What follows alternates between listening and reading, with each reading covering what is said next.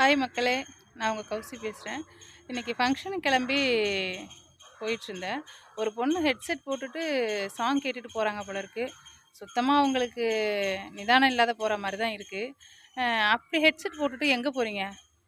ஏதாவது வெட்டி முறிக்க போறீங்களா? நான் ஆகாயத்தில பறக்கிறதா நெனப்பா உங்களுக்கெல்லாம்?